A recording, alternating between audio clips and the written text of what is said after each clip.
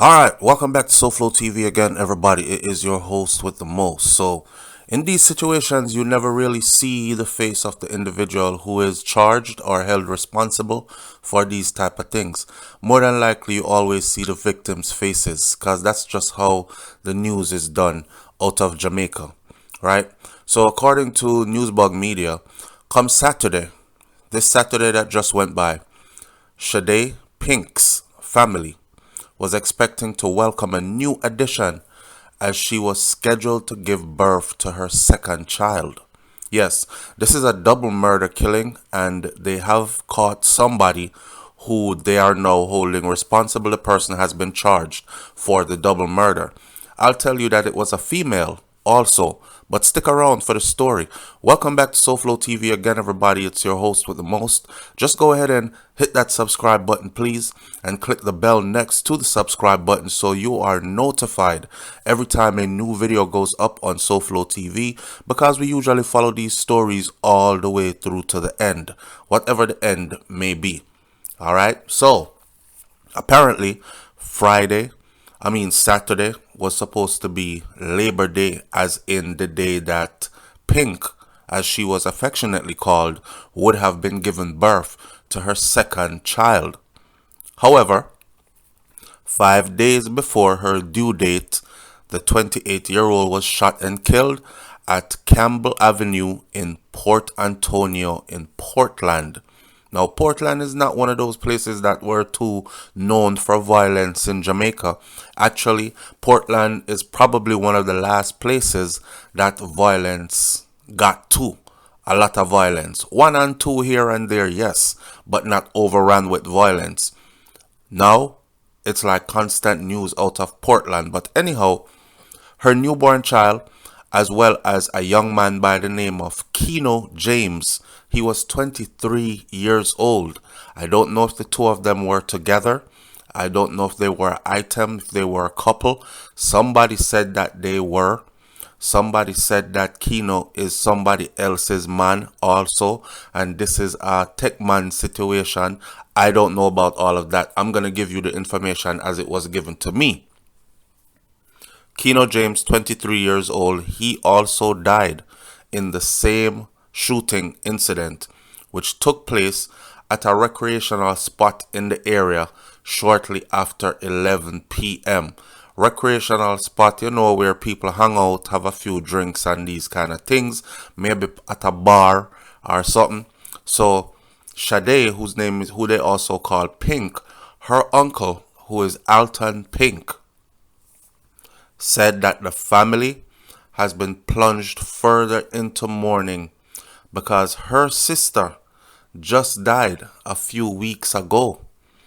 It is sad, period, for the family. We are just making preparations to bury her other sister, who is Danielle. She died in a motor vehicle accident in Westmoreland about 3 weeks ago, and Pink follows her sister's death, being gunned down a few days from having her second child. She carried her pregnancy to full term. Boy, when it rains, it pours, right? Imagine how much this family is going through, and if their mother or their father, parents, brothers and sisters that are alive, this is a lot to take in. To lose one just a few weeks ago by a car accident, that's tragic, and it's a young person. And then a few weeks forward, you lose another one by a shooting gun incident. It's sad. Now, the uncle is saying that it's sad and it's a lot for the family to be dealing with, because they're now making preparation. They were in the process of making preparation to bury the sister, and now they'll have to be making preparation to bury this young lady as well. So it's double funeral is taking place here. So this is like double jeopardy, he said. She was in the advanced stages of her pregnancy, and she was scheduled to give birth a few days before or after the shooting. 5 days after the shooting, to be exact, would have been her due date, which would have been her second child. So technically, 2 lives were lost from my family side. Shade's father was planning to return to Jamaica to bury his daughter Danielle, the one who passed away in an accident. But yet again, another tragedy has struck. So their dad is overseas and he's going to be now returning to bury his two daughters. God, that's rough, man. Now, the commanding officer for the Portland Police Division, Superintendent Lloyd Darby, he said, this is what Lloyd Darby said. He said that the double murder has shattered the peace that was once enjoyed by residents at the Campbell Avenue, Alfred Lane, and other adjoining communities area. Because round there so is usually peaceful. Everybody round there know each other.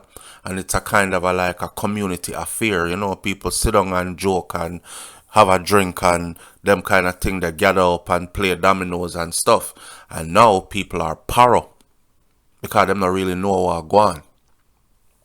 The police reported that shortly after 11 p.m., men that were traveling in a car, they went to an area of the Campbell Avenue where people normally gather to play dominoes and ludo, and according to the reports, a car drove up and a man, listen to the story, a man jumped out of the car from the rear. That means somebody else was driving, because you can't drive the car from the back seat, jump out and do shooting, right? Okay, so he came out of the back door of the car, the shooter did. This is what was said in the original report. And he opened fire on the people that were gathered there. Just shoot up the place, pop, pop, pop, pop, pop. But aimed at the people that were sitting there, hitting Shadae Pink and the 23-year-old James. The pregnant woman was reportedly shot in the head. She get a headshot. While James, the 23-year-old youth, him run off because he was trying to escape. He was trying to get away. But the gunman aimed at him as he was leaving and shot him in the back. He fell in the adjoining Alfred Lane. So he got away a little bit. But, the gunshot proved fatal. So he fell in an adjoining lane. And they were rushed to the hospital, where they were both pronounced dead on arrival. Darby said that the police are following several leads as they attempt to solve the murder. It's too early to confirm any of them, but we are doing all that is necessary in terms of crime scene, in terms of scientific evidence, eyewitnesses, proper investigation, taking notes, these things to see if we can solve this murder. We are also noting at this time that the female was actually the target of this attack. And so we are focusing on that investigative lead. Okay, I follow the story. Remember I said in the beginning, I heard, news didn't print it, but I heard that this is a love triangle kind of thing. Somebody breed for somebody man. Somebody tech, somebody man. So there's a bitter female involved in this. It's like a girl breed for your next girl, man. And the girl is like, yeah, you breed for my man. You not live for have that baby there, That kind of stuff. I don't know if the 23-year-old young man, James, who ran away, was with her and is her partner. Or maybe it's a case of him just being there and him run. So passerby who would just stop and play dominoes. These are people who, you're traversing through the island, you're moving around. You hit a community where you see it look nice, it look like a nice little chill out spot. You can stop and get some piece of yellow yam, roast yam, and some saltfish or something, because somebody a cook food. A jerk drum is there. You can hold a drink and hold a reasoning with the locals. Boy, that sound like a time gone by for us. Not true? Because anywhere now you jump out, you have to paro. Because you don't know these neighborhoods. Things might seem sweet and nice. But anything can happen at any minute, as it says right here. So this is a place where passers-by would actually just jump out, stop, play some domino, drink a soup, and eat some jerk chicken or something like that, which they said was always available. Food sell. round here, so. Right? Drinks sell round here, so. It's a festive little area. You know we do a thing already. People make a living like this, right? Alright. Businesswoman Dion Lindo, she expressed shock at the murders and she said that James had just gained employment at her business establishment, Rap Auto, in Port Antonio, and he was set to begin working in the summer. That's the 23-year-old that ran off and got killed. I guess him come round there cause you know him come look a job, a work, and he got the work. She said she hired him and he was supposed to start working there in the summer. He was a bright spark, having graduated from Titchfield High School with about 7 subjects and passed about 4 in Cape. I also learned that he was planning to join the JDF. He wanted to be a soldier, and his plans was to join the Jamaica Defense Force. So this brings to end his young life. Now, moving forward with the story, I see a news headline break quickly. So apparently the investigations that the police officers were doing and the information they were getting were valid information because it led to an arrest. A 28-year-old bar operator and nail technician of Anchovy Land Settlement in Portland has been charged. A 28-year-old nail tech, has been charged with last week's double murder on Campbell Avenue in Port Antonio. Also in the parish, the police a short while ago disclosed that a person named Jody Ann Jackson, a female, has been charged in relation to the deaths of Shadae Pink, 28 years old, of Campbell Avenue, and Keino James King, 23, of Johnstown District, both in Portland. They were gunned down on Labor Day, May 23rd. And reports from the police, like I told you before, it was late evening, 11 p.m. them time there, when, a car pull up, man jump out, gunshot fire, people dead, those kind of things. But the story still says that when the car pulled up, it was a man that exited the vehicle from the back seat and opened fire. So what this looks like is the person, the female, Jackson, who's been taken into custody, she must have been the driver of the vehicle. She had a getaway driver, and she was recognized for her involvement, right? She's the getaway driver, but she's not speaking. So she's not saying who the shooter is. I don't know how they got to her that quick, but they did. So shout out to the JCF, Jamaica Constabulary Force, for doing a great job, for bringing somebody in on this, and I hope that somebody talk and points to the shooter so that some form of justice could be served. Now, I don't know, I not swear for nobody, I don't know what people did. I know some people always say, boy, people, there's nothing in the world why you would need to take a person's life. I don't believe in that. I'm not one of those people. I don't subscribe to that. I believe there's a time to kill. I believe there's a time to die. I believe there's a time to just let things ride and seek peace. You understand? It depends on what it was. But people nowadays are killing for like nothing. Yeah? It's like you say something to somebody and next thing you know, you're most dead. Yesterday, we revisited the story of Tamara Geddes and her sister.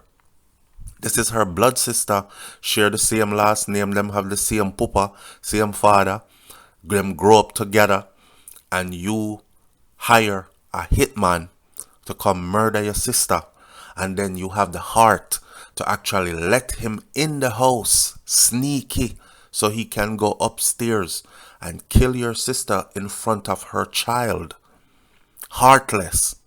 So we're living in that kind of a time now, right?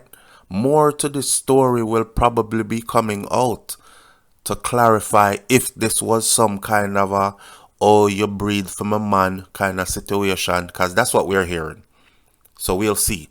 That's why we're telling us, hit the subscribe button, but hit the bell next to the subscribe button so you get notified every time I update to these stories that we cover is uploaded to SouFLoTV. Stay tuned.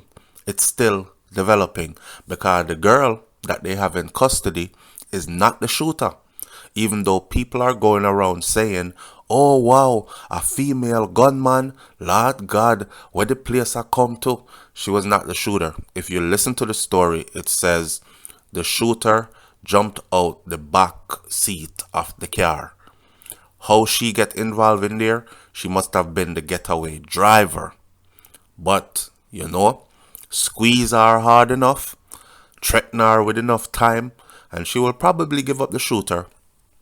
Just like in the Tamara Geddes case, when them catch certain people, they just started talking. Them tell who, actually the first person they caught in the Tamara Geddes case was the person who was paid to go find a hitman. And that person wasn't the hitman, he wasn't the trigger man. He was paid to go find the killer. So when them catch him tell, and him say, it's the sister that paid me $250,000 to go get the killer. And I got this person. And then when them go pick up the killer tell the police, yeah, and it was this person that drive me all the way to the house and instructed me where she was in the house so I could go in there and kill her. So they had everything in confession. Them people here, them kill out of emotions, but when police grab them, none of them don't stay quiet. They all talk. So let's see if she is going to talk and tell exactly what this was about and point the finger to who actually pulled the trigger and took these two young lives. This is a triple murder because a baby was inside of her that came to full term. The baby was 5 days from seeing life on earth, and that baby died inside of its mother. Damn. Y'all leave your comments in the comment section below, man. I'll catch you on the next video. Them story are just depressing. Nah lie. I'm out. Peace.